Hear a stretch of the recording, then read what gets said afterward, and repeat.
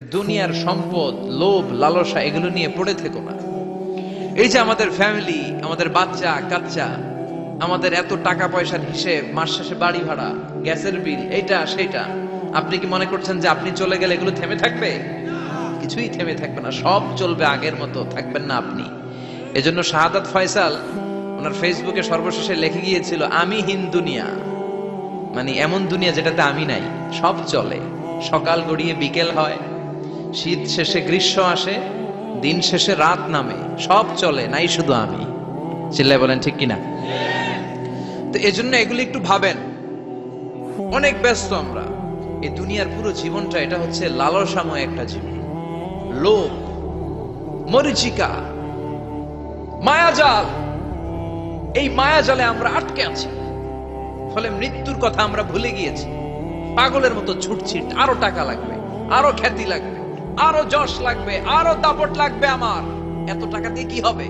এত সম্পদ দিয়ে কি হবে?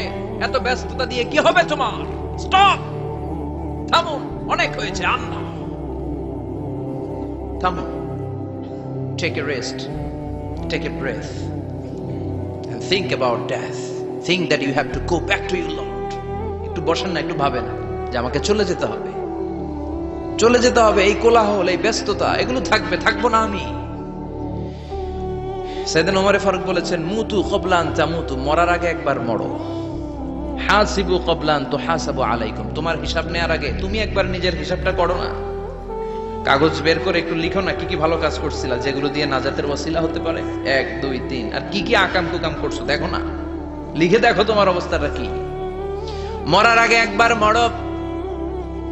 মরার আগে খাটের মধ্যে শুয়ে শটান করে চোখ বন্ধ করে একবার মরার ভান করে দেখেন কেমন লাগে। চোখটা বন্ধ করেন আর ভাবেন আপনি নাই, কি কি হতে পারে ভাবেন। আপনার ছেলে মেয়েরা কান্না জুড়ে দিবে, আপনার প্রাণের স্ত্রী বিলাপ শুরু করে দিবে, বন্ধু বান্ধবের চিৎকার আর মাতম, স্থানীয় এলাকার মসজিদে ঘোষণা, অমুক এলাকার নিবাসী অমুক ভাই অমুকের ছেলে অমুক দুনিয়ায় নাই। সব আত্মীয়রা চলে আসবে, ফেসবুকে স্ট্যাটাস দেয়া হবে, সবাই সবাইকে জানাবে বিকাল 4টায় অমুক হাই স্কুল ময়দানে আপনার জানাজা। ছুটে আসবে, সবাই ছুটে আসবে আপনাকে শেষ বিদায় দিতে, গুড বাই জানানোর জন্য, আল ওয়াদা, বিদায় জানাতে আসবে সবাই। 4 তাকবীর দিয়ে আপনার জানাজা হবে, অশ্রুসিক্ত জানাজায় আপনার বিদায় হবে। কাঠের খাটিয়ার মধ্যে করে কাঁধে তুলে আপনারে কবরে নেওয়া হবে, আগে থেকে খুঁড়ে রাখা কবরটার মধ্যে আপনারে বিছিয়ে দেয়া হবে, বাঁশের কচি দিয়ে তার উপরে মাটির চাপা দিয়ে সব চলে যাবে। ভাবেন না একবার চোখ বন্ধ করে, this is the circle of life, this is the nature of life. এটা সবার হবে, আমার হবে, আপনার হবে। এত মায়া, এত ভালোবাসা কই যাবে? কেউ থাকবে না, সবাই আপনার অন্ধকার কবরে রেখে দিয়ে চলে আসবে। উপরে বাঁশের কঞ্চি, তার উপরে মাটির চাপা, অন্ধকার আর অন্ধকার। এই অন্ধকার যেন শেষ হতে চায় না, শুধুই অন্ধকার, ঠিক কিনা? এজন্য আমাদের চলে যেতে হবে। দাদা গেল, চাচা গেল, মামা গেল, আমাদেরকেও যেতে হবে, জোরে কোন ঠিক কিনা? একদিন মাটির ভেতরে হবে ঘরে মন আমার, কেন বান্ধ দালান ঘর, প্রাণ পাখি উড়ে যাবে পিঞ্জর ছেড়ে,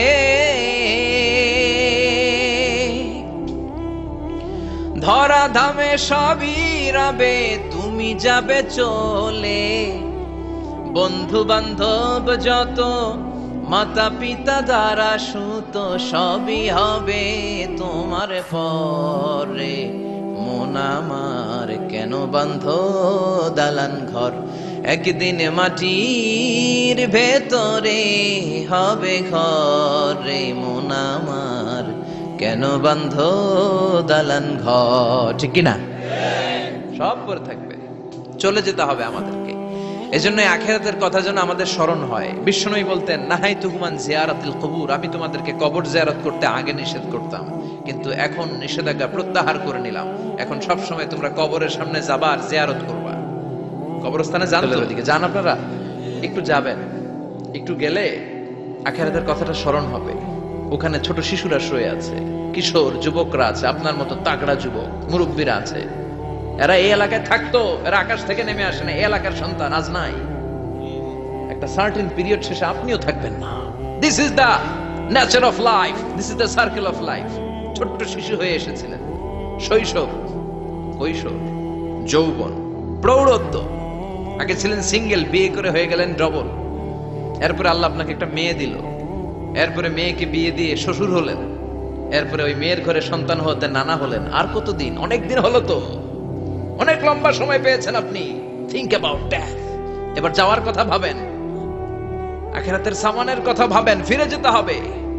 কি শক্তিশালী যুবক! বার্ধক্য চলে আসলে লাঠি ছাড়া চলতে পারে না। কুচকুচে কালো দাড়ি সাদা হয়ে যায়, দাড়ির শুভ্রতা, বয়সের ভার, রং ধরা যৌবন জং ধরে শেষ। ঠিক কি না? This is the circle of life. যুবক ভাইরা, এটাই জীবন, চলে যেতে হবে, কেউ থাকতে পারবে না। ঠিক কিনা? এটা রিমাইন্ডার আল্লাহ এই সূরার ভেতরে দিয়েছেন যে তোমাদেরকে ফিরে যেতে হবে। এই লোভ লালসা ছেড়ে দাও। রব্বুল আলামিন বলেন, আলহাকুমুত তাকাসুরু হাত্তা যুরতুমুল মাকাবির। ও গোলাম, দুনিয়ার সম্পদ, লোভ লালসা তোদেরকে পাগল বানিয়ে দিয়েছে। এই লোভ পাগলামি কোনোদিন তোদের থামবে না যতদিন না তোরা কবরে ঢুকবি। ঠিক কিনা? কার কথা? আল্লাহ বললেন, দুনিয়ার সম্পদ আর লোভ আর মোহে তোমরা গাফেল হয়ে গিয়েছো। আখিরাতের কথা বেমালুম তোমরা ভুলে গিয়েছো। কিন্তু আখিরাতে তোমাদের যেতেই হবে, কবরের বাড়িতে তোমাদের ঢুকতেই হবে। ঠিক কিনা? যেতেই হবে। আমরা ভুলে যাই। আলহাকুমুত তাকাসুর, অতিরিক্ত পাওয়ার লোভ, বেশি বেশি খাওয়ার লোভ, বেশি বেশি জমানোর লোভ মানুষকে গাফেল বানিয়ে দিয়েছে। এটা মানুষের স্বভাব। আরো চাই, আরো চাই, এই স্বভাবটা আছে না নাই? এই আরো আরো আরো চাই, এই স্বভাবটাই মানুষকে কুড়ে কুড়ে শেষ করে দিয়েছে। এত লাগবে কেন তোমার? চাহিদার কোনো শেষ নাই। Unlimited demand of human being. যার আছে বেশি তার চাই বেশি। যার সাইকেল আছে তার হুন্ডা চাই, হুন্ডা আছে তো প্রাইভেট কার চাই, প্রাইভেট কার আছে তো প্লেন চাই, প্লেন আছে তো হেলিকপ্টার চাই, হেলিকপ্টার আছে তো ওইটা চাই, ওইটা আছে তো সেটা চাই। ঠিক কিনা? এলাকার মেম্বার যে হয়েছে চেয়ারম্যান হতে চায়, আছে না নাই? চেয়ারম্যান সাহেব এমপি হতে চায়, আছে না নাই? এমপি সাহেব মন্ত্রী হতে চায়, আছে না নাই? মন্ত্রী সাহেব প্রধানমন্ত্রী হতে চায়, আছে না নাই? কিন্তু এই দেশে সুযোগ নাই। কথা কন। এই দেশে প্রধানমন্ত্রী সিলেক্টেড। 2-3 জনের বাইরে কেউ প্রধানমন্ত্রী হইতে পারবি না। ঠিক কিনা? আমার এই জীবনে তো আমি 2-3 জনই দেখলাম। বেগম খালেদা জিয়া, মাননীয় প্রধানমন্ত্রী শেখ হাসিনার ছোট্টবেলা দেখেছি এরশাদকে। আমরা তখন ছোট। তো মানুষের চাহিদার কোনো শেষ নাই। যার আছে বেশি তার চাই বেশি। এজন্য বিষ্ণু বলেছেন, উনজুরু ইলা মান হুয়া আসফালা মিন। তোমার চেয়ে যে খারাপ আছে ওর দিকে তাকাও। ওয়ালা তানজুর মান হুয়া আ'লা মিন। তোমার চেয়ে যে ভালো আছে ওর দিকে তাকায়ও না। তোমার চেয়ে যে খারাপ অবস্থানে আছে ওর দিকে তাকাও। অনেকে নিজের অবস্থান নিয়ে সুখী না, এরকম আছে না নাই? আল্লাহ আমার এটা দিল না রে, ওইটা দিল না রে, পাইলাম না রে, কিচ্ছু হয় না, কি করব জীবনে, হতাশ। আসলে আছে কিন্তু অনেক কিছু, শুকরিয়া নাই, টাকা। ঠিক কিনা? নিজের অবস্থান নিয়ে সুখী না, কিন্তু অনেক লোক আছে তারা আপনার অবস্থানে পৌঁছতে চায়। তাদের দিকে তাকিয়ে দেখেন, আপনি যে অবস্থানে আছেন এই অবস্থানে পৌঁছাটা অনেকের কাছে স্বপ্ন। তারা প্রতিনিয়ত সংগ্রাম আর স্ট্রাগল করে যাচ্ছে আপনার অবস্থানে পৌঁছতে, আর আপনি এটা নিয়ে সন্তুষ্ট না। শেখ সাদির নাম শুনেছেন?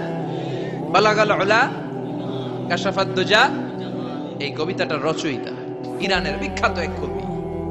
উনি একবার আর্থিক সমস্যার মধ্যে দিয়ে সময় কাটাচ্ছেন। টাকা নাই, পয়সা নাই, পায়ে দেওয়ার মতো জুতা নাই। উনি খুব দুঃখ পেলেন, হায় রে, আমি ইরানের এত বড় কবি, আমার পায়ে দেওয়ার মতো জুতা নাই। দুঃখ ভরা মন নিয়ে রাস্তায় হাঁটতে বেরোলেন। হাঁটতে হাঁটতে হঠাৎ দেখলেন একটা লোক শুয়ে শুয়ে কাঁদছে। ওই লোকটার 2টা পাই নাই, পাই নাই। উনি সেজদায় পড়ে গেলেন, আল্লাহর কাছে ক্ষমা চাইলেন, আল্লাহ অনেক দিয়েছো, শুকর আলহামদুলিল্লাহ। এজন্য যেই পরিস্থিতিতেই থাকি না কেন আমরা কি পড়বো?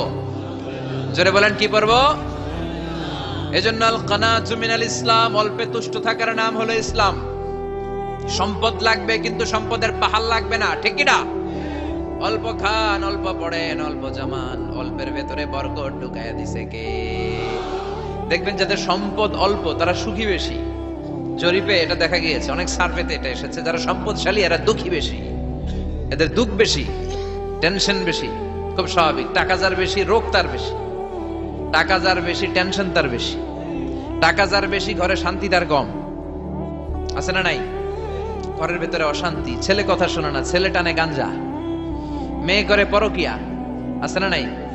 স্ত্রী কথা শুনে না, ভালোবাসা নাই, ঘরটা জাহান্নামের টুকরা। রোগ বালাই, এক একটা হসপিটাল বিল পরিশোধ করতে মাসে 5 লাখ 10 লাখ, আছে না নাই? কিছু খেতে পারে না, ডাক্তার একেবারে ডায়েট মেনু বেঁধে দিয়েছে। ডায়েট, ভেরি ডায়েট মেনু, এটা এটা এটা এটা কিছুই খাবেন না, শুধু গরু খাবেন না, খাসি খাবেন না, চিংড়ি খাবেন না, খালি ঘাস খাবেন, ইচ্ছে মতো ঘাস খাবেন, মানে ঘাস জাতীয় যত আইটেম আছে সব খাবেন, শাক খাবেন, সবজি খাবেন, সালাদ খাবেন, গরু চিংড়ি মুরগি গোশত ইলিশ কিছু খেতে পারে না। তাহলে রোগ বেশি, খাওয়ার মজা নাই, ঘরে সাংসারিক শান্তি নাই, খালি ব্যারাম আর ব্যারাম, ঠিক কিনা? কিন্তু সম্পদের পাহাড় গড়েছে। আর অল্প যারা খায়, অল্প পড়ে, রিক্সাওয়ালা কুলিওয়ালা, অল্প বেতনের চাকরি, কিন্তু হক হালালি মেনে চলে, দেখবেন শান্তি আছে অনেক। হ্যাঁ, বাসা ভাড়া দেয়, ফ্যামিলি চালায়, বাচ্চাদের স্কুল বিল, এরপরও মাস শেষে 1-2 হাজার টাকা হাতে থেকে যায়। আর ওর প্রতি মাসে 10 কোটি টাকা ইনকাম, তারপরও ব্যাংকের ঋণ আছে না নাই? সুখ কারে বলে? কিভাবে আপনি সুখকে ডিফাইন করবেন? সুখ তো টাকায় কিনা যায় না, শান্তি টাকা দিয়ে হয় না, শান্তি দেওয়ার মালিককে। শান্তি আছে অল্প খেয়ে শুকর করার মধ্যে, শান্তি আছে আলহামদুলিল্লাহর মধ্যে। চিল্লায় বলেন ঠিক কিনা?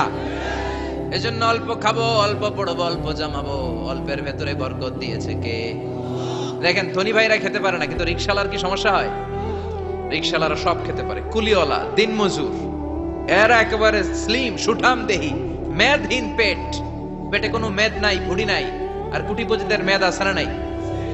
এত বড় বড় পেট, ঠিক কিনা? আমাদেরও পেট আছে, তবে হালাল পেট, এটা হারাম টাকা দিয়ে এই ভুড়ি বানাই নাই আমরা। ছিলে বলেন ঠিক কিনা? রিকশাওয়ালা কুলিওয়ালা নিজেও নামাজ পড়ে, বউও নামাজ পড়ে, বাচ্চাটাও নামাজ পড়ে, রিকশা চালায় আর জিকির করে লা ইলাহা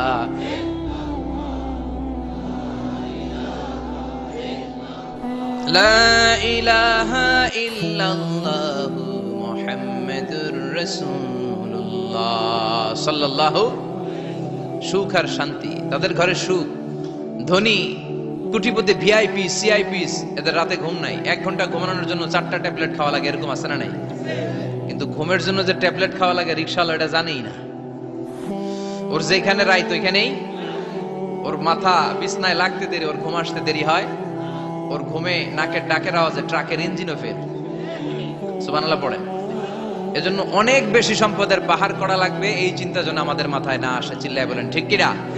এজন্য রব্বুল আলামিন বলেন আলহাকুমুত তাকাসুরু হাত্তা যুরতুমুল মাকাবির। বেশি বেশি সম্পদ উপার্জনের আকাঙ্ক্ষা তোমাদেরকে আখিরাত থেকে গাফেল বানিয়েছে। এই গাফলতি কশিন কালেও তোমাদের কমবে না যতক্ষণ না তোমরা কবরে ঢুকবা। হাত্তা যুরতুমুল মাকাবির, মাকবারাতুনের প্লুরাল মাকাবির, যতক্ষণ না কবরে না ঢুকবা, কবরস্থান তোমার আবাসস্থল না হবে, ততক্ষণ পর্যন্ত এই চাই চাই মানসিকতা কমবে। মানুষের স্বভাব হলো আরো চাই, আরো চাই, আরো চাই করে ফকিরেরা। কারা? আল্লাহ গালি দিয়ে বললেন তোরা সব ফকিরনি। তোরা কি? ইয়া আইয়ুহান নাসু আনতুমুল ফুকারাউ ইলাল্লাহ ওয়াল্লাহু হুয়াল গানিয়ুল হামিদ। সুবহানাল্লাহ পড়েন। আল্লাহ ডেকে বললেন গোলাম আনতুমুল ফুকারা ইলাল্লাহ, তোমরা সবাই ফকির, ধনী হলো একজন, তিনি কে? আল্লাহ শুধু ধনী। আর মানুষের স্বভাব হচ্ছে আরো চাই, আরো চাই। ওর 2 তলা বিল্ডিং, আমার 3 তলা লাগবে, ওর 2টা গাড়ি আছে, আমার 3টা লাগবে, আছে না নাই? বিশ্বনবী বললেন কিয়ামতের আগ দিয়ে মানুষের মধ্যে আকাঙ্ক্ষায় প্রতিযোগিতা বেড়ে যাবে, প্রতিযোগিতামূলক টেন্ডেন্সি। কার চেয়ে কে বড় হতে পারে, কার চেয়ে কে বেশি টাকার পাহাড় বানাতে পারে, আছে না নাই? বিশ্বনবী বললেন ওয়া আনতারাল হুফাতাল উরাতাল আলাতা রিয়া আশ-শাইয়াতা তাওয়ালুনা ফিল বুনিয়ান। কিয়ামতের আগে এমন কিছু লোক যাদের গায়ে দেওয়ার মতো জামা ছিল না, পায়ে দেওয়ার মতো জুতা ছিল না, পেটে দেওয়ার মতো খাবার ছিল না, সমাজের কেউ তাদেরকে চিনত না। হঠাৎ করে এই লোকগুলো ধনী হয়ে যাবে। And they will start to construct, they will compete to construct high rises building in the cities. শহরে গ্রামে এরা বড় বড় বিল্ডিং বানানো শুরু করবে। এই উঁচা উঁচা বিল্ডিং আমাদের সমাজে আছে না নাই? কৃষ্ণপুরে 2 তলা 3 তলা বিল্ডিং আছে নি? আছে। আজ থেকে 20 বছর আগে ছিল? আমি তো 20 বছর আগে যখন আসছি কিছুই ছিল না, খালি পানি আর পানি। আর এখন 2 তলা 3 তলার অভাব নেই। গরিপুর পাশে না আপনাদের? এদিকে গরিপুর। গরিপুরে যে বিল্ডিং আছে বাংলাদেশেও নাই, ঠিক কিনা? সারা বাংলাদেশের সবচেয়ে দামি জায়গা হচ্ছে গরিপুর বাজারের জায়গা, জানেন এটা? বসুন্ধরা, গুলশান, বনানী, বাড়িধারা, উত্তরার 3-4 ডবল দাম এই জায়গার, ঠিক কিনা? বিল্ডিং এর পর বিল্ডিং। আমি যখন ঢাকা যাই দেখি গরিপুর আসতেছে, মানে গরিপুরের বিল্ডিং আর শহরগুলো আস্তে আস্তে হাইওয়ের পাশাপাশি চলে আসতেছে। প্রতি বছর আইসা দেখি কিছু আগাইছে, 2-3 বছর পরে এইটা একেবারে হাইওয়ের সাথে চলে আসবে। খেয়াল করছেন? ঢাকা যাওয়ার সময় গরিপুর আগাইতেছে, খালি গরিপুরের বিল্ডিং, গরিপুরের শহর আগাতে আগাতে আগাতে ঢাকা চট্টগ্রাম মহাসড়কের কাছাকাছি চলে আসছে। এই যে বিল্ডিং বানানোর প্রতিযোগিতা, কুমিল্লা শহরে আজ থেকে 20-25 বছর আগে 5 তলা 6 তলা একটা বিল্ডিং ছিল না, এখন 10 তলা 20 তলা আছে না নাই? ঢাকায় আজ থেকে 20 বছর আগে 10 তলা বিল্ডিং খুঁজে পাইতেন আপনি? নাই। গোটা বিশ্বব্যাপী এখন টাওয়ার বানানোর প্রতিযোগিতা। বিশ্বনবী বললেন এদের কোনো টাকা ছিল না। পৃথিবীর সবচেয়ে বড় টাওয়ার এখন আরব দেশে, এদের কোনো টাকা ছিল না। আরব দেশের সৌদি আরব, কাতার, কুয়েত, বাহরাইন এখন স্বর্ণ আর তেলের খনি পেয়ে আল্লাহরে ভুলে যায়। এদের খাওয়ার মতো কিছু ছিল না। এদেরকে আমার দাদারে শুনতাম বলতো কাবলিওয়ালা, বলতো কি বলতো? এদেশে আসতো জায়নামাজ, তসবিহ ছড়া, খেজুর টেজুর বিক্রি করার জন্য। এরা জেলে পাড়ার লোক ছিল। আরব সাগরের তীরবর্তী এলাকার মানুষ, সাগরের মাছ মেরে এরা জীবন ধারণ করতো। আল্লাহ এদেরকে তেলের খনি দিলেন, গ্যাসের খনি দিলেন। এখন তারা বড় বড় টাওয়ার বানায়, আছে না নাই? বুর্জ আল খলিফা, কি উঁচা বিল্ডিং, 828 মিটার উঁচু। জেদ্দা আছে 1000 মিটার উঁচু কিংডম টাওয়ার। তাইওয়ানে আছে তাইপেডাং টাওয়ার 101 তলা। মালয়েশিয়া আছে পেট্রোনাস টুইন টাওয়ার 88 তলা। চায়নাতে আছে সাংহাই টাওয়ার, একটার পর একটা টাওয়ার। প্রতি বছর অ্যানাউন্স করতেছে যে ওদেরটা আছে আমাদেরটা বড় বানাও। কাতার কয় ওরা বানাইলে আমরা পারবো না কেন, আমরা বানাবো আরো বড়, আছে না নাই? শাগালাত কুমুত তাকাসুর, যে আরো লাগবে, আরো বড় হতে হবে, এই টেন্ডেন্সি মানুষকে আখিরাত থেকে একেবারে গাফেল বানিয়ে দিয়েছে। চিল্লায় বলেন ঠিক কিনা? টাকার পাহাড় বানাতে চায়, দরকার থাকলেও চায়, না দরকার থাকলেও চায়। বর্তমান পৃথিবীর সবচেয়ে ধনী লোকটার নাম জানেন কি নাম? হ্যাঁ, বিল গেটস। ওর যে কত টাকা ও নিজেও জানে না। ওর পকেট থেকে যদি $100 একটা বান্ডিল পড়ে যায়, এটা তুলতে ওর যত সময় লাগবে, ও না তুলে যদি হেঁটে যে আইডিয়া নিয়ে হাঁটতেছিল ওইটা নিয়ে হাঁটে, ওদিকে আরো বেশি ইনকাম হয়ে যাবে। এত টাকা তার, এটা তোলার সময় তো তার নাই। ওয়ারেন বাফেট নাম শুনছেন? হাজার হাজার কোটি ডলারের মালিক। প্রিন্স ওয়ালিদ বিন তালা, সৌদি ধনকুবের নাম শুনেছেন? ওর একটা বিমান আছে, প্রাইভেট জেট প্লেন। এই বিমানটার 70% মেড অফ গোল্ড। বিমানের 70% স্বর্ণ দিয়ে বানানো। গত কয়েক বছর আগে আমি ব্রুনাই গিয়েছিলাম। ব্রুনাইয়ের সুলতানের নাম হাসান আল বালখিয়া। উনি একটা প্যালেস আরবিতে বলে কাসার, মানে হচ্ছে রাজপ্রাসাদ। পৃথিবীর সবচাইতে বড় রাজপ্রাসাদ ব্রুনাইতে বান্দার সিরি বেগাওয়ানে অবস্থিত। আমি গিয়েছি ওখানে। প্রায় 1800 থেকে 2000 কক্ষ আছে ওই প্যালেসে, রাজপ্রাসাদে। ওই রাজপ্রাসাদের টয়লেটের কমোড গুলো মেড অফ গোল্ড, স্বর্ণ দিয়ে বানানো। নাউজুবিল্লাহ পড়বেন না? এই হাসান আল বালখিয়া নিজে বিমান চালায়। ওর সংগ্রহে 500টা রোলস রয়েস লাক্সারিয়াস কার আছে। 500 রোলস রয়েস। গুগল, ইউটিউব যারা করেন সার্চ দিলে দেখবেন ওর কি পরিমাণে গাড়ি। রোলস রয়েস গাড়ি হচ্ছে one of the luxurious car in the world. Car ব্র্যান্ডের মধ্যে যত দামি কার ব্র্যান্ড আছে, এর মধ্যে রোলস রয়েস একটা, যেগুলোর দাম কমসে কম এদেশের টাকায় 8 কোটি থেকে 10 কোটি টাকা। আচ্ছা বলেন, এই গাড়িগুলো যারা হাই প্রোফাইলের ভিআইপিস, তারা ফ্যামিলির সবাইকে যদি একটা করে গাড়ি দেয়, একজনের কয়টা গাড়ি দরকার? 5টা, 10টা, 20টা। বললাম যে 20টা গাড়ি লাগবে ওনার। 500 গাড়ি দিয়ে উনি কি করবে? তার সংগ্রহে 500টা রোলস রয়েস। স্বর্ণেরও গাড়ি আছে, তার স্বর্ণের পালঙ্ক আছে, আমি দেখে এসেছি। পোরশে, ফারারে, লাম্বরগিনি, এই টাইপের যে ব্র্যান্ডগুলো আছে, অভাব নাই। তার মানে আছে, যার বেশি চায় তত বেশি। চিৎকার করে বলেন ঠিক কি না? এজন্য আল্লাহ বললেন আলহাকুমুত তাকাসুরু হাত্তা যুরতুমুল মাকাবির।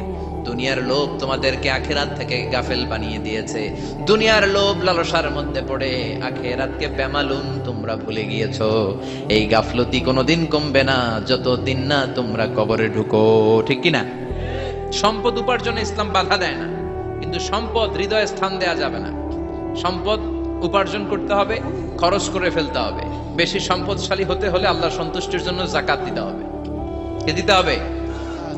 দে জাকাত তোরা দে রে জাকাত, তোর দিল খুলবে পরে আগে খোলো খাত। দে জাকাত তোরা দে রে জাকাত। ঠিক কিনা?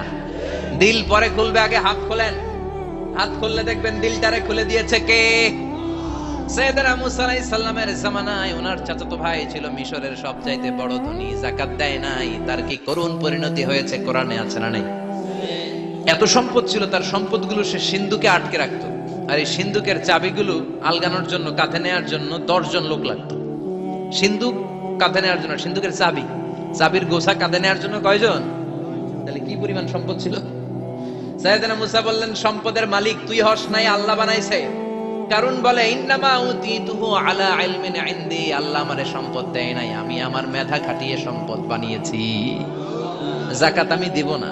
মুসা বললেন, তাহলে আযাবে পড়বি। কারণ কয় পারলে আযাবানো।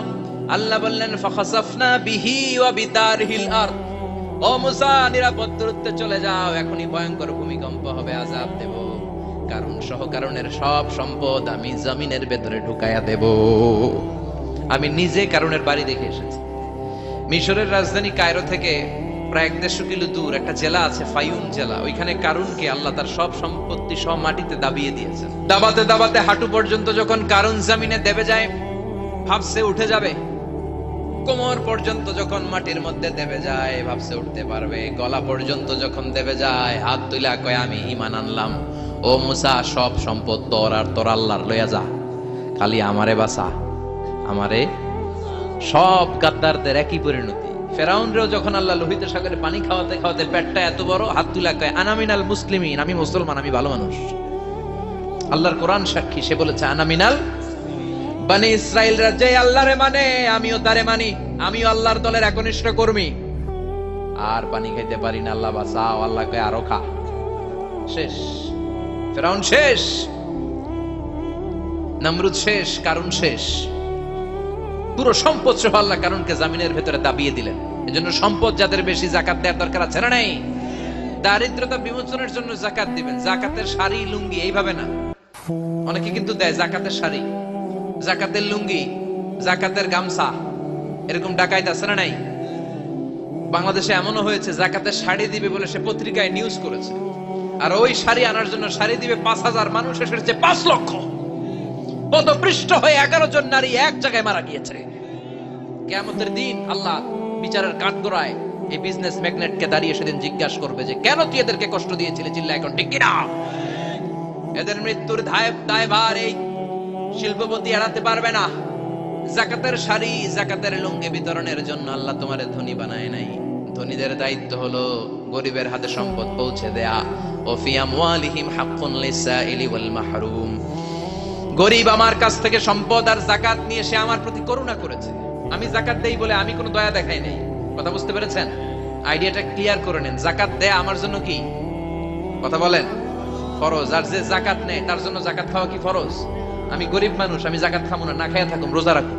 কথা কন, আমার যে যাকাত নেওয়া লাগবে এমন কোনো কথা নেই। কিন্তু আমি যে ধনী, আমার দিতেই হবে, এটা ফরজ। তার মানে আমি দিয়ে আমি দয়া করি নাই, ও নিয়ে আমারে বাঁচাইয়া দয়া করে গেছে। চিৎকার করে বলো ঠিক কিনা? ইসলাম বলে রাস্তার এক পাশে 5 তলা আর এক পাশে গাছতলা, এটার নাম ইসলাম না। খেটে খাওয়া মানুষ, সুবিধা বঞ্চিত মানুষদের দ্বারে যে তুমি যাকাতের টাকা পৌঁছে দাও। যাকাতকে ফরজ করা হয়েছে দারিদ্রতা বিমোচনের জন্য। আপনি শাড়ি লুঙ্গি দিলে কি হবে? ওরে শাড়ি দিচ্ছেন দুপুরে, রাত্রে বেলা ও আরেক জায়গায় লাইন ধরে আছে, বিরিয়ানির প্যাকেট দিতেছে ওইখানে। কথা কোন, সারাটা বছর ও যাকাতের টাকা নেবে, ওর কিচ্ছু হবে না। বরং এমন কিছু তাকে করে দিতে হবে যেটা দিয়ে সে ফ্যামিলি লিড করতে পারে। একটা সিএনজি কিনে দেন, ওই ফ্যামিলিতে কোনো যুবক থাকলে সিএনজি চালায়া, অটো চালায় ফ্যামিলিটারে চালাবে। একটা টঙের দোকান করে দেন, চায়ের দোকান, চা বিক্রি করে ফ্যামিলিটারে চালাবে। অস্ট্রেলিয়ান একটা গাই কিনে দেন, গরুর দুধ বিক্রি করে তার ফ্যামিলি চলবে। কিংবা মাছের একটা খামার করে দেন, মুরগির খামার করে দেন, ঠিক কিনা? ওমরে ফারুক বলতেন, এমন ভাবে যাকাত দাও যাতে করে যাকে যাকাত দিয়েছে জীবনে কোনোদিন সেজন্য আর কারো কাছে যে হাত পেতে যাকাতের জন্য দাঁড়িয়ে না থাকে। এই বিধানটা কার? এজন্য আল্লাহ বললেন, আলহাকুমুত তাকাসুরু হাত্তা যুরতুমুল মাকাবির। দুনিয়ার লোভ লালসা তোমাদের কমবে না যতদিন না তোমরা কবরে ঢুকো। কার কথা? চিল্লায় বলেন কার? এজন্য দুনিয়ার প্রতি যে আমাদের লোভ, এটা কি বাড়াইতে হবে না কমাইতে হবে? এই দুনিয়ার জীবন এটা ক্ষণিকের। অমাল হায়াতুদ দুনিয়া ইল্লা মাতাউল গুরুর, এটা ভোগের সামগ্রী, আজ আছে কাল নাই, এটা হাতের ময়লা। দুনিয়ার এই জীবনের দৃষ্টান্ত হচ্ছে 4টা স্বর্ণের টুকরা আর 3টা লাশের মতো। স্বর্ণের টুকরা 4টা, চিৎকার করে বলেন তো কয়টা? লাশ 3টা, জোরে বলেন কয়টা? অনেক অনেক আগের যুগের 3জন যুবক জীবিকার তাগিদে তারা বের হয়েছে কর্মসংস্থান করে খাবে। পথিমধ্যে তারা গুপ্তধন পেয়েছে, স্বর্ণের বার পেয়েছে, তো বড় বড় 4টা পেয়ে তারা মহাখুশি। আমাদের আর কাজ করা লাগবে না, এগুলো বেচে আজীবন খাবো, সুখে থাকবো। তো 3জন মিলে বললো 4টা স্বর্ণের টুকরা 3জনের মধ্যে ভাগ করে দেওয়ার আগে একজন এক কাজ কর, বাজার থেকে কিছু রুটি নিয়ে আয়, খুব ক্ষুধা লেগেছে, খেয়ে নেই। একজন রে রুটি আনতে পাঠিয়ে 2জন মিলে ভাবে ওইটারে যদি মেরে ফেলতে পারি তাহলে তো তোর আর আমার মধ্যে কোনো ঝামেলা নাই। স্বর্ণের টুকরা কয়টা? তুই নিবি 2টা, আমি নেব 2টা। আর যেটারে রুটি আনতে পাঠাইছে ওইটা মনে মনে ভাবতেছে রুটির মধ্যে বিষ মিশাই নিয়ে যাব। কি মিশাবো? বিষ খাইয়া ওইটা শেষ, সবগুলো আমার। তো বিষ মিশাই নিয়ে আসছে, আর আগের পরিকল্পনা অনুযায়ী এই 2জন মিলে তাকে নৃশংসভাবে হত্যা করেছে। হত্যার পরে কয় প্রচন্ড ক্ষুধা লাগছে, ল আগে খাইয়া লই। 2জন মিলে বাজার থেকে আনা বিষ মাখানো রুটি খেয়ে ওই 2টাও শেষ। স্বর্ণের জায়গায় স্বর্ণ পড়ে আছে, স্বর্ণগুলো নেয়ার মতো মানুষ আর নাই, ঠিক কিনা? এজন্য মানুষের এই চাহিদা কমবে না। বিষ্ণু বলেন লাউ আন্না লিকুল্লি ইবনে আদম ওয়াদিয়ান মিন যাহাব আহাব্বা আই ইয়াকুনা ইলাইহি ওয়াদিয়ান। আল্লাহ প্রত্যেককে, আমাদের প্রত্যেককে যদি একটা করে স্বর্ণের পাহাড়ের মালিক বানিয়ে দেয়, কয়টা করে? এই একটা পাহাড় স্বর্ণের, এক একটা স্বর্ণের পাহাড়ের মালিক যদি আমাদের এক একজনকে বানায় দেওয়া হয়, এরপর আমরা চাবো আরেকটা স্বর্ণের পাহাড়ের মালিক কেমন করে হওয়া যায়। আচ্ছা বলেন তো, একটা স্বর্ণের পাহাড় আমার 14 পুরুষ বিক্রি করে খাইলেও শেষ করতে পারবো এটা? তো আরেকটা কেন লাগবে আমার? ওয়ালাই আমলা আফাহু ইল্লা তুরাব। বিষ্ণু বলেন কবরের মাটি যতক্ষণ না তোর মুখে না ঢুকবে, তোর এই চাওয়া চাওয়া খাই খাই সব বন্ধ হবে না। এজন্য আল্লাহ বললেন আলহাকুমুত তাকাসুরু হাত্তা যুরতুমুল মাকাবির। দুনিয়া তোমাদেরকে গাফেল বানিয়ে দিয়েছে, গাফলতি কমবে না যতদিন না কবরে ঢুকো। কবরে ঢুকা লাগবে, কবরে ঢুকা লাগবে না? কবরে আমাদেরকে যেতেই হবে, যেখানেই থাকেন। কবরের প্রশ্ন আছে না নাই? অনেকে বলে হুজুর বিমান হামলায় মারা গিয়েছে, বিমান জ্বলে পুড়ে ছাই হয়ে গিয়েছে, তার কবর কোথায়? তার আত্মাটা যেখানে আছে ওই জায়গায় প্রশ্ন আছে না নাই? অনেকে বলে হুজুর সাগরের মধ্যে পড়ে মারা গিয়েছে, তিমি মাছ খেয়ে ফেলেছে, তার কোনো অস্তিত্ব নাই, কিন্তু তার রুহুটা আছে না নাই? প্রতিটা রুহু সংরক্ষণ করে কে? প্রত্যেকটা আত্মা আল্লাহর কাছে সংরক্ষিত থাকে। প্রতিটা রুহু, প্রতিটা মানুষ মালাকুল মাউতকে দেখতে পায়। আপনিও দেখবেন, আমিও দেখব। মুমিনদের কাছে এসে মালাকুল মাউত একজন যুবকের বেশে সাদা ধবধবে জুব্বা পরে সুগন্ধি মেখে মুমূর্ষ ব্যক্তির শিয়রে বসে বসে বলে ইয়া আইয়াতুহান নাফসুল মুতমাইন্না, হে প্রশান্ত আত্মা, উখরুজি ইলা মাগফিরাতুল্লাহি ওয়া রিদওয়ানি, আল্লাহর ক্ষমা আর দয়ার দিকে বের হয়ে আসো। বলা মাত্রই মুমিনের আত্মাটা স্মুথলি বের হয়ে আসে। কাফান মিন আকফানিল জান্নাহ, হানুত মিন হানুতিল জান্নাহ, জান্নাত থেকে আনা সুগন্ধি কাফনের মধ্যে পেঁচিয়ে তিনি রূহটাকে নিয়ে ইল্লিনে চলে যায়। সরাসরি দেখে মালাকুল মাউতকে। আর যারা ইসলাম বিরোধী, কোরআন বিরোধী, তাদের সামনে এসে মালাকুল মাউত ত্রাস সৃষ্টি করে। আগে ধমক। হাইওয়েতে মাঝে মাঝে ডাকাতি হয় না? বাসগুলোর মধ্যে যখন ডাকাতি হয়, বাসে থাকে 50 জন, ডাকাত ঢুকে 5 জন, এই 5 জনের ভয়ে সবগুলো পেশাব করে দেয়। কারণ ত্রাস সৃষ্টি করে। এসেই চাইনিজ কুড়াল দিয়ে আগে কুবায় দেয় 4-5 জনের। রক্ত দেখে কি দেওয়ার সব আগে রেডি করে রাখে। মালাকুল মাউত এসে কাফের নাস্তিক মুশরিকদের সামনে সেরকম একটা ত্রাস সৃষ্টি করে, ভয়ে লোকটা কাঁপতে থাকে। ওর কাছে ভদ্র ভাষায় কথা বলে না, সুন্দর জামা পরে আসে না, কালো কুচকুচে চেহারা, ভয়ঙ্কর একটা রূপ নিয়ে, আকৃতি নিয়ে ইসলাম বিরোধীদের মাথার সামনে আসে, দুর্গন্ধযুক্ত চেহারার দেহ নিয়ে ধমক দিয়ে বলে ও পাপাত্তা, ইয়া আইয়াতুহান নাফসুল খাবিসা উখরুজি ইলা গাদাবিল্লাহ, এ পাপাত্তা, আল্লাহর রাগ, ক্রোধ আর গজবের দিকে বের হয়ে আয়। মুমিনের আত্মা বলার সাথে সাথে যেমনি মুমিনের দেহ থেকে বের হয়ে জান্নাতি কাফনের ভেতরে ঢুকে, কাফেরদের আত্মাও কি এরকম তাড়াতাড়ি বেরোতে চায় নাকি? কাফেরদের আত্মা বেরোতে চায় না, ডানে দৌড় বায়ে দৌড়, সামনে দৌড়, পেছনে দৌড়। আহা, দৌড়াদৌড়ি করে মালাকুল মাউত এটাকে টেনে হিচড়ে, একটা জীবিত ছাগলকে জবেহ না করে, জবাই না করে, তার চামড়া উল্টা দিকে টেনে হিচড়ে বের করলে ছাগলটা যত কষ্ট পায়, এর চেয়ে কমসে কম 70 গুণ বেশি কষ্ট দিয়ে কাফের, মুশরিক আর গাদ্দারদের রূহ কবজ করা হয়। আল্লাহ, এই পরিস্থিতি থেকে তুমি আমাদের বাঁচাও। মুমিনদের রূহ যেমনি কবজ হয়, ওইভাবে রূহ কবজের ব্যবস্থা করে দিও। ইমানের মৃত্যু নসিব করে দিও, শাহিদি মৃত্যু নসিব করে দিও। আমাকে শহীদ করে সেই মিছিলে শামিল করে নিও, যে মিছিলের নেতা মীর হামজা খোবায়েবে খাব্বাব, আল্লাহর কাছে ছিল অতি প্রিয়, শামিল করে নিও। আমাকে শহীদ করে সেই মিছিলে শামিল করে নিও। পড়েন আমিন। আর জোরে পড়েন আমিন। তার মানে বিমান দুর্ঘটনায় হোক, কিংবা লঞ্চ ডুবিতে হোক, কিংবা আগুনে পড়ে হোক, কিংবা আত্মঘাতী হামলায় হোক, যে যেখানেই মারা যায়, কবরের 3টা প্রশ্ন তার জন্য আছে না নাই? ইসলাম বিরোধীদের জন্য প্রশ্ন 3টা, আপনারা যারা মুমিন তাদের জন্য 4টা, আপনাদের জন্য একটা বেশি। আলহামদুলিল্লাহ। কোন কবরে এসে প্রথম প্রশ্ন করবে মুনকার নাকির, যখন চলে আসবে 40 কদম, যখন আত্মীয় স্বজনরা লাশটাকে কবরের মধ্যে দিয়ে 40 কদম চলে যায়, তখনই ফেরেশতা চলে আসে। আহা, শেষ, সব শেষ। এসেই পরীক্ষা শুরু। মার রব্বুক, তোর রবের নাম কি? চিল্লায় বলেন, আমাদের রবের নাম কি? আমরা বলবো রব্বি আল্লাহ, আল্লাহ আমারে রব। দমে দমে তনু মনে তারি অনুভব। পড়েন, আল্লাহ আমারে রব। তোমার দুনিয়াতে আমি যেদিকে তাকাই, অথই নিয়ামতে ডুবে আছি সবাই। পাখপাখালির গানে শুনি তাসবিহ কল রব, তাসবিহ কল রব, আল্লাহ আমারে রব। প্রথম প্রশ্ন, তোমার রব কে? আমরা বলবো আমাদের রব আল্লাহ। দ্বিতীয় প্রশ্ন, ওমা দীনু, তোমার ধর্মের নাম কি? আমরা কি বলবো?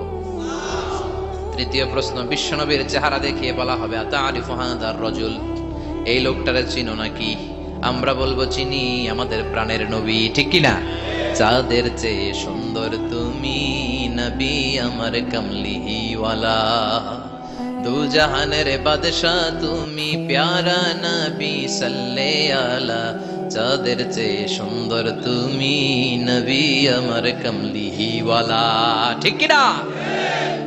3টা প্রশ্নের যথাযথ উত্তর যখন দিয়ে দিলেন, আপনার জন্য অতিরিক্ত আরেকটা প্রশ্ন করা হবে, ওয়ামা ইলমুক, তোমার নলেজ কি? 3টা প্রশ্নের উত্তর যে তুমি করতে পারলা, কিভাবে পারলা, কেমনে জানলা? নকল করে বলছো নাকি জেনে বুঝে আসছো? নকল হয় না? নকল হয়? কৃষ্ণপুরে নকল নাই না?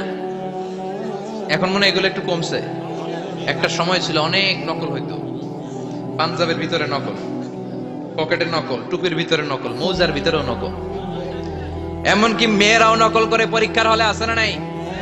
স্কেলের মধ্যে লিখে নিয়ে যায়, হাতের মধ্যে লিখে নিয়ে যায়, ওড়নায় লিখে নিয়ে যায়, কাপড়ে লিখে নিয়ে যায়, আসে না নাই? ফেরেশতারা বলবে নকল করছো নাকি? কেমনে জানলা? 3টা প্রশ্নের উত্তর তুমি কেমনে বললা? আল্লাহ তোমার রব, ইসলাম তোমার ধর্ম, এই লোকটা বিশ্বনবী, কেমনে চিনলা?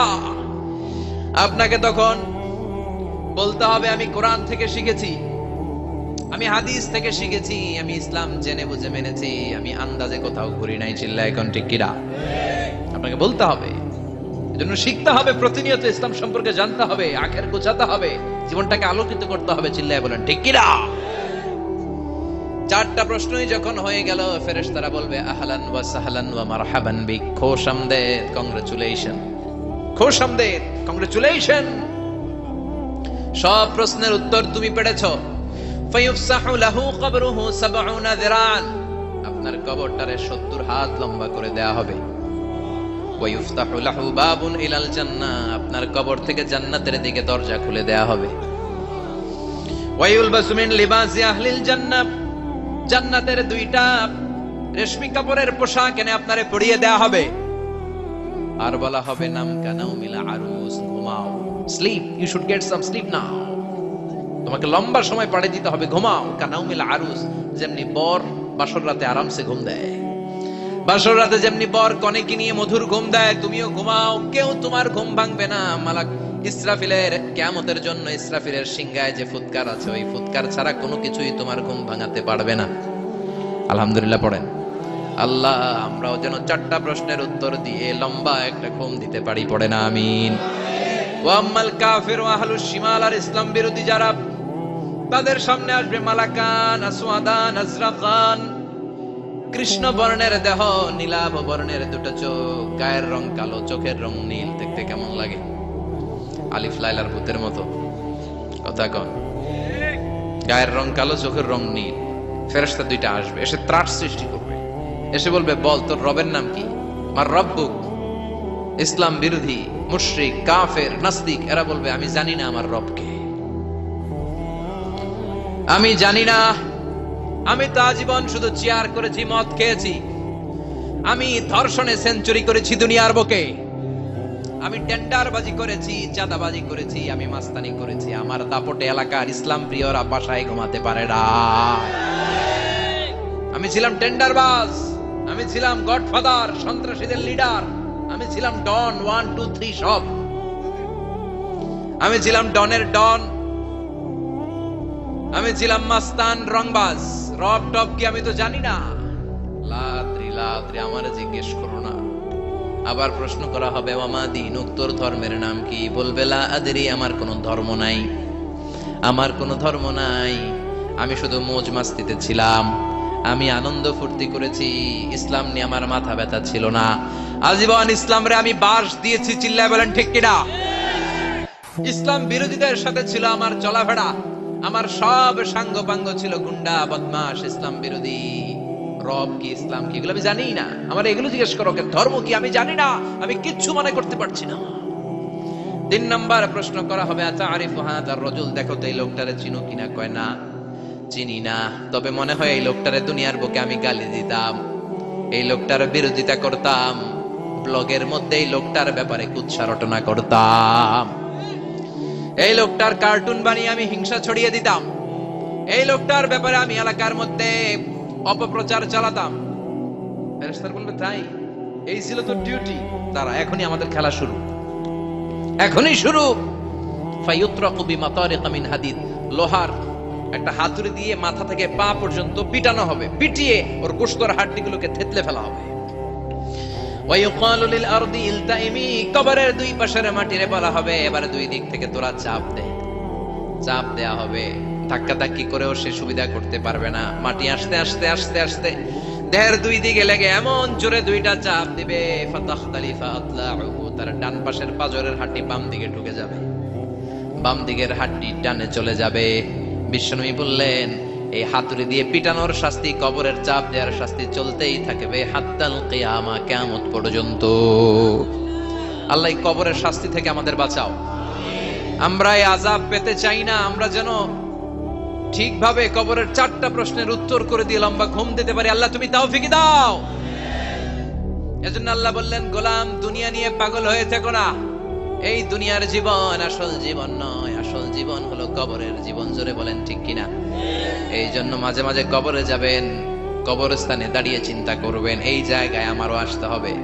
দিন যাবে, রাত আসবে, বৃষ্টি হবে, শীত আসবে, কেউ আমার দেখতে আসবে না, একা থাকতে হবে, একা, বড় একা, অন্ধকার, বড়ই অন্ধকার। ওই কবরের জীবনের সামান গোছানোর দরকার আছে না নাই? ওই কবরে সুখে শান্তিতে থাকতে চাইলে নামাজ পড়ার দরকার আছে না নাই? কোরআন পড়ার দরকার আছে না নাই? ছেলে মেয়েগুলোরে মানুষের মতো মানুষ করার দরকার আছে না নাই? আজকে যিনি উপস্থাপক চমৎকার কথা বললো, আমরা যেন মাদককে না বলি, আমরা যেন ফেন্সিডিলকে না বলি, আমরা যেন ইসলামের পক্ষে থাকি, আমরা ইসলামের কোন বিপক্ষে শক্তির সাথে যেন হাত না মিলাই, সব সময় যেন আমরা কোরআনের পক্ষে থাকি, ইসলামের পক্ষে থাকি। 5 ওয়াক্ত সালাতগুলো যেন জামাতের সাথে আদায় করি, আব্বা আম্মার যেন খেদমত করি, আর বিনয়ী মানুষ যেন হতে পারে, ঠিক কিনা? আল্লাহ আমাদের সবাইকে কথাগুলো বোঝার ও আমল করার তৌফিক দান করো।